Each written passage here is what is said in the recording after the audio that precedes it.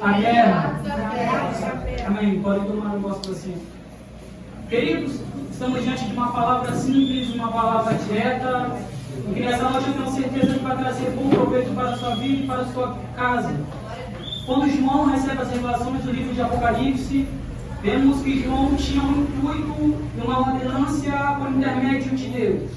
Mas sem mais delongas, surge uma pergunta antes de abordarmos o texto.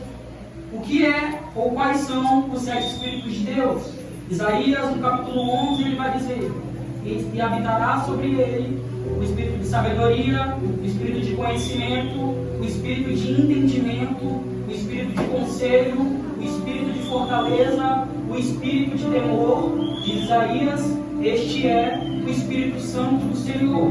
Então, quando nós entendemos o que João estava nos revelando, e qual era a palavra que João queria relatar para nós nos dias de hoje, logo entendemos que Cristo tinha um intuito.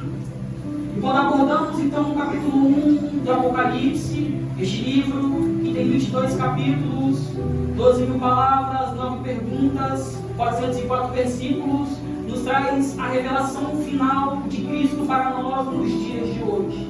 Era Cristo descortinando o original, Cristo tirando o véu e abrindo o caminho e revelando as revelações dos últimos dias. Então, essa mensagem vai vir de Deus e de Cristo para o anjo, e de um anjo para João, e de João para nós até os dias de hoje. Por isso que o livro de Apocalipse começa no capítulo 1, versos 1, dizendo: revelações de nosso Senhor Jesus Cristo, dadas por Deus, enviando-as por meio de seu anjo ao teu servo João. Diz o texto: João, que ouviu e escreveu tudo o que viu. Bem-aventurado aqueles que leem, bem-aventurado aqueles que ouvem, mas também bem-aventurado aqueles que guardam as profecias contidas neste livro, pois o dia está próximo. Assim como o ministério de louvor acabou de fazer menção, em um piscar de olhos ele virá. Mas o livro do Apocalipse nos traz a revelação final. Mas desde o período veterotestamentário, ou desde o início da humanidade, Cristo se revelara. Quando nós olhamos e vemos 50 capítulos de Gênesis, no capítulo 1, versos 2 de Gênesis, diz o texto: e disse-lhe Deus: haja luz. E houve luz. João entendia este mistério, e quando ele escreve o Evangelho segundo nosso Senhor Jesus Cristo, no capítulo 1, versos 1 adiante, ele vai dizer: no princípio era o Verbo, e o Verbo estava com Deus, e o Verbo era Deus. Por ele foram feitas todas as coisas, e nada do que foi feito sem ele. Mas nós não apenas vemos Cristo no início da criação de Gênesis, mas quando vamos para o capítulo 3 de Gênesis, Cristo é aquele que surgiria da semente da mulher. Cristo é aquele que há de vir para reconstituir e reconciliar o homem que até então estava caído. Mas quando saímos dos 50 capítulos de Gênesis, entramos no livro de Êxodo, Jesus Cristo é aquele que é maior do que Moisés. Porque Moisés foi chamado para conduzir um povo. Mas quando o Verbo se faz carne e habita entre nós, ele ligou os céus na terra. Por isto que ele é maior do que Moisés. Porque se Moisés foi chamado para conduzir os hebreus, este santo que se fez carne foi chamado para conduzir toda a humanidade até nos dias de hoje. Aleluia! Mas quando saímos então do livro de Êxodo, entramos no livro de Levíticos, vemos que Cristo é o sacrifício perfeito, agradável. Até então, a ordenança de Deus era sacrifício para expiação de pecados. Porém, o autor aos Hebreus entendia este mistério no início da criação. Pois para Deus, o sacrifício temporário não era santo, não era perfeito e não era agradável. Por isso que o Verbo se faz carne e o Cordeiro sem mácula habita entre nós. E por isso que este Cordeiro é oferecido como um sacrifício vivo. Paulo, escrevendo aos Romanos, no capítulo 12, entendia este mistério. E por isso que ele diz que haja em vós o mesmo sentimento de nosso Senhor Jesus Cristo, mas ele diz também para se apresentar como sacrifício vivo, santo, perfeito e agradável como nosso Senhor. Quando saímos do livro de Levíticos, entramos no livro de Números, de Deuteronômios. No livro de Deuteronômios, agora o povo hebreu está no deserto. E por murmurar e por reclamar, Deus permitia sobrevir uma doença sobre eles. E no capítulo 21, Moisés dissera que este povo já não agradava mais a Deus. Mas o povo dizia a Moisés: clama ao Senhor por nós, pois muitos entre nós padecem. Diz o texto que do corpo dos hebreus saíam úlceras e ferimentos. Então a ordenança de Deus para Moisés era que no deserto ele levantasse uma arte de bronze, e todo aquele que se achegasse a esta arte seria curado, e mediante a ordem de Deus assim foi. Mas quando Deus vivo se faz carne e está entre os homens, no capítulo 3, segundo escreveu João, diz Jesus Cristo: convém que o Filho do Homem seja levantado, assim como Moisés levantou a haste de bronze no deserto, para que todo aquele que nele crê. Eu vou repetir: para que todo aquele que nele crê. Alguém entendeu? Para que todo aquele que nele crê não pereça, mas tenha vida eterna. Mas Cristo não é só visto através da Torá ou do Pentateuco, que são os 5 primeiros livros da Bíblia. Cristo também é visto através dos reis. Pois o livro de 1 e 2 Reis, 1 e 2 Crônicas, vai se tratar sobre Saul, mas também vai se tratar sobre Davi, mas também vai se tratar sobre Salomão, reis de Israel. Mas João, quando está recebendo as revelações do livro de Apocalipse, no capítulo 1, diz: ele é o rei dos reis da terra, o primogênito dentre os mortos. Mas quando saímos então desde a antiguidade, desde os patriarcas, desde o período veterotestamentário, desde os profetas, vemos que desde o início da fundação Jesus Cristo era. E desde o início da criação, as escrituras apontavam que ele haveria de vir. Aleluia, Jesus. Então, quando o Verbo se faz carne e habita entre nós, e vai mediante o madeiro, Cristo então consuma a vontade perfeita de Deus. Mas após ressuscitar e ser assunto aos céus, viera a palavra de Deus a João. Eu vou repetir: viera a palavra de Deus a João. E qual é a palavra? Eu sou o Alfa e o Ômega, o princípio e o fim, aquele que é, aquele que era e aquele que há de vir para todos sempre. Mas João se encontrava na ilha de Patmos, ao sudoeste de Éfeso. Depois de Nero, chegou a vez de Domiciano, a revogar a adoração para si. Mas João não se curvaria a nenhum homem a não ser o nosso Deus vivo. É por isso que João vai exilado para a ilha de Patmos. A ilha de Patmos, uma prisão penal, onde todos aqueles que cometiam atrocidades, onde todos aqueles que cometiam alguma transgressão mediante a lei era colocado. Lá estava João, mas não por cometer algum crime, mas não por transgredir a lei, mas sim por pregar a palavra do nosso Senhor. E cativo e em cativeiro estava João. Era Deus uma vez mais nos ensinando para nós nos dias de hoje, que talvez esse deserto, ou que talvez essa prisão, ou que talvez esse cativeiro sirva para Deus manifestar a sua glória em meio às adversidades. Aleluia. que talvez essa solidão e esse exílio é para o Filho do Homem se apresentar como nunca antes. Mas Deus é especialista em tratar aqueles que estão se sentindo só e isolados, assim como João.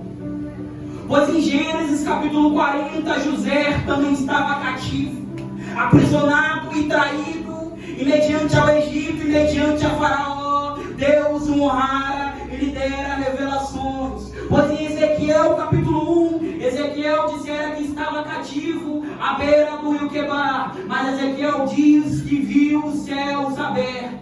Mas em Atos capítulo 16, Paulo e Silas também estavam cativos, exilados, num cenário de adversidades, mas de repentemente, eu vou repetir, mas de repentemente resolveram adorar. Mas João também está cativo na ilha de Pátimos, exilado e sozinho. Mas diz o texto: e eu ouvi uma voz que sobrevinha. Eu vou repetir: e eu ouvi uma voz que sobrevinha. E quando eu virei para ver de quem era a voz que falava comigo, eu vi um candelabro.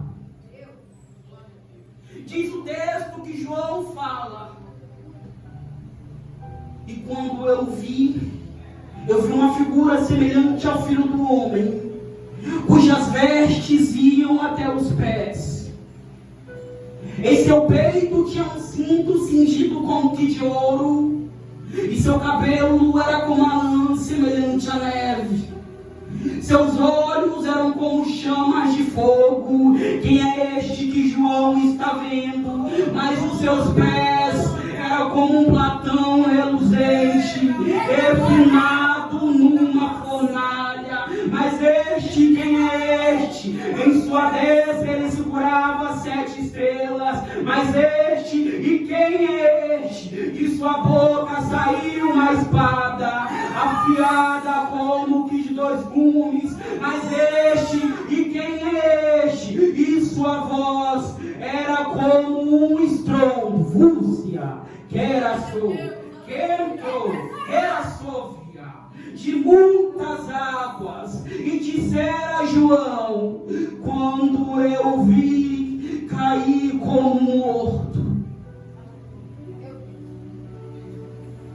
Mas João então dissera, estendendo a sua mão sobre mim, dissera: João, não temas, eu sou o primeiro e o último. Só quem entendeu vai dar glória. Eu estive morto, mas lá vai, mas vivo para todo sempre. Eu vou repetir: mas vivo para todo sempre.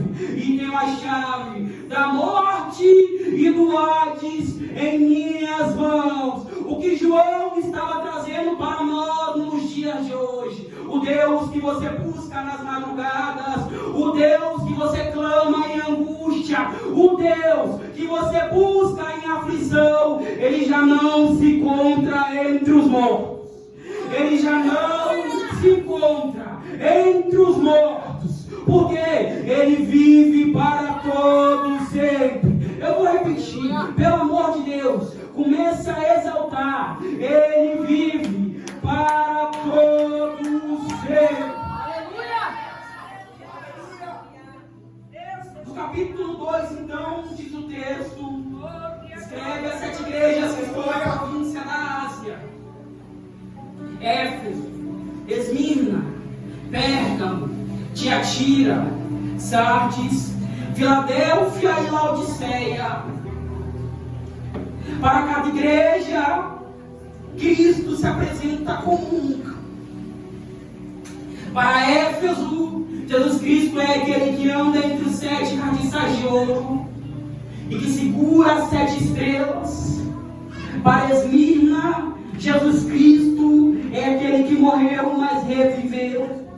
Para Pérgamo, Jesus Cristo é aquele que tem a espada afiada de 2 gumes. Para Tiatira, Jesus Cristo é aquele que tem os olhos como chama de fogo. e os pés refinados numa fornalha. Para Sardes, Jesus Cristo é aquele que tem os 7 Espíritos de Deus e segura 7 estrelas. Para Filadélfia, Jesus Cristo é aquele que tem a chave que pertencia ao rei Davi. E quando ele abre uma porta, ninguém fecha. Mas quando ele fecha uma porta, ninguém abre. E para Laodiceia, Jesus Cristo é o Amém, a fiel testemunha. Para cada igreja, Jesus Cristo se apresenta como nunca. Talvez para você é um templo de renovação. Jesus Cristo possa se apresentar como nunca. Aleluia! Para cada igreja, o que nós entendemos é que Deus tem um tratado. E para cada tratado, Deus tem uma ordenança. Para cada liderança, Deus tem um decreto. E para cada ovelha, Deus tem um caminho. Para Éfeso, que havia perdido o primeiro amor, Jesus Cristo aparece dizendo: eu sou aquele que ainda caminho entre a igreja. Aleluia! Mas eu tenho uma ordenança. Volte a ser como era antes. Meu Deus! Aleluia! Talvez nos novos convertidos até tinha vontade de cantar.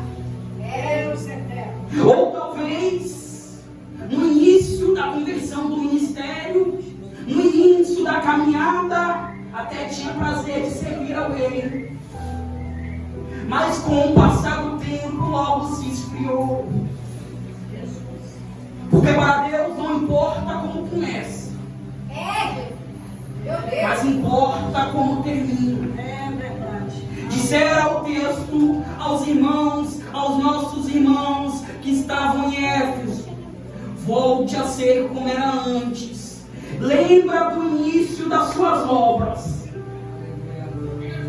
Para a igreja de Esmirna, que aos olhos dos homens era pobre e de nada tinha, ao relatório do céu era rica.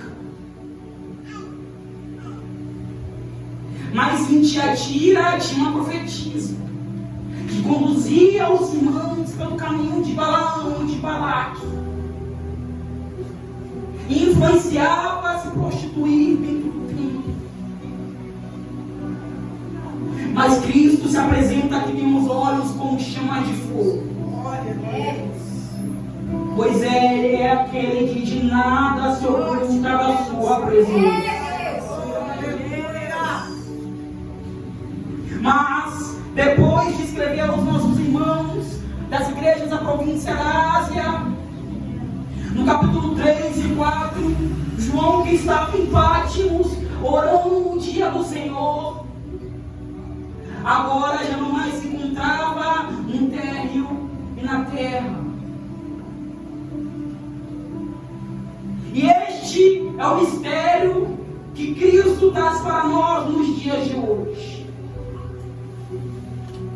Que este cenário é para Deus promover algo maior. Mas para Deus promover é necessário se desligar. Eu vou repetir porque tem um endereço. Meu Deus! Mas para Deus promover é necessário se desligar. O pensamento e o intuito de João já não estava mais na terra. Mas diz o texto que João se encontrava em espírito nos céus.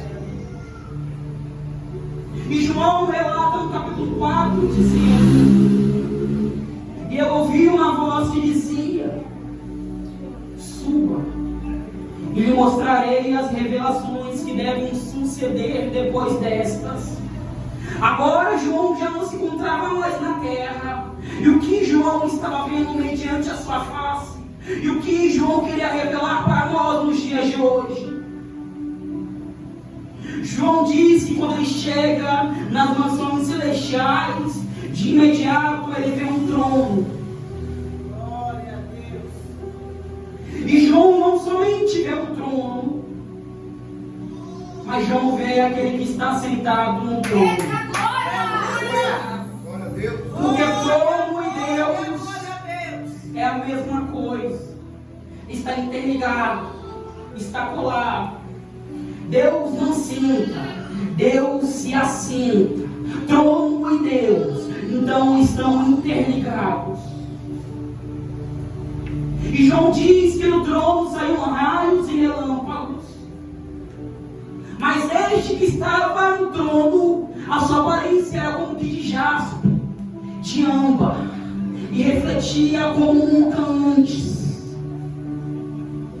E que ao derredor do trono haviam 24 anciões, mas que na ponta do trono haviam 4 seres viventes, um semelhante ao leão, um semelhante em algumas traduções a um bezerro ou um touro, outro semelhante a uma águia, outro semelhante a um homem. E João diz que os 4 seres viventes, cada um deles tinham 6 asas, e eram cobertos de olhos por de dentro e por de fora. Que mais adiante do trono havia um rio que reluzia. E na frente do trono, o texto que vocês fizeram menção, havia os 7 Espíritos de Deus. Mas o que João está vendo e o que João queria trazer para nós nesta quinta-feira, o que João queria trazer para nós no século 21, o que João queria trazer para nós em pleno ano de 2025, é que a presença de Deus estava aonde Ele tem que estar. E que o Espírito Santo estava com Deus, o Pai. E Deus estava sentado no trono. E os 24 anciões, 24 por 48, se prostravam mediante a esse que está sentado no trono. Se você não quiser fazer isso aqui, não tem problema. Se você não quiser exaltar, não tem problema. Porque no céu, 24 por 48, durante 365 dias no ano, a cada minuto, a cada segundo, os anjos proclamam: Santo, Santo, Santo, Santo, Santo é o Senhor, Deus poderoso na batalha. Os 24 anciões se prostram 24 por 48 durante 365 dias no ano. E todos que estão mediante ao trono de Deus, a cada minuto e a cada segundo proclamam que Ele é digno de ser exaltado, que Ele é digno de ser coroado, que Ele é digno de comandar com mão de ferro. Mas João está tendo essa visão. E ele dissera: os 7 Espíritos estão na presença de Deus. Ora, o que João queria nos revelar mediante a esta palavra. João diz então que chorava muito, pois não havia ninguém digno no céu, na terra e debaixo da terra. Não havia ninguém. E João diz que chorava, porque na mão daquele que estava sentado no trono havia um livro com 7 selos. Mas mediante a Deus, João só conseguia chorar, porque o livro que remete ao domínio e ao controle da humanidade estava nas mãos de Deus. E o livro estava selado, e os anjos estavam adorando, e os 24 anciões estavam se prostrando, mas João chorava, porque não havia ninguém digno para retirar da mão deste. Mas João diz que de imediato veio um grande anjo e dissera: João, não chore, tem que entender para agora. João, não chore. Mas veja, no capítulo 5, o anjo está dizendo: João, não chores. Mas veja, e João diz que de imediato, novamente, ele olha para o trono. Mas mediante ao trono, não havia somente os 7 espíritos, não havia somente os 24 anciões, não havia somente os 4 seres viventes, não havia somente o rio. Mas João diz que agora, entronizado no trono, entre tudo e todos, João está vendo um cordeiro como que imolado. Eu vou repetir: João está vendo um cordeiro como que imolado. Quem é este que João está vendo? Ezequiel teria e teve uma visão anteriormente a João. Mas Ezequiel e também Daniel registram e diz que havia muitos tronos. E ele diz que veio um ancião de dias, e os anjos traziam os tronos e traziam um trono. Mas Ezequiel não via ninguém. João está tendo a mesma revelação que Ezequiel, mas na eternidade, no espaço e no tempo, João está vendo além do que Ezequiel viu. Quem é este que João está vendo entre os 24 anciões? Quem é este que João está vendo entre os 4 seres viventes? Quem é este que é digno de pegar o livro da mão daquele que está sentado no trono? Aleluia!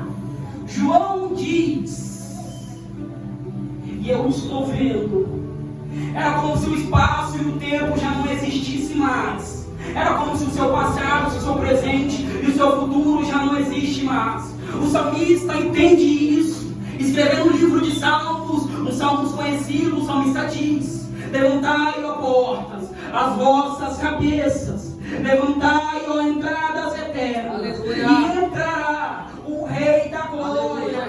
Os anjos que estão no céu mediante a Deus perguntam: quem é este? O Rei da Glória. Lá vai o Senhor vitorioso na batalha.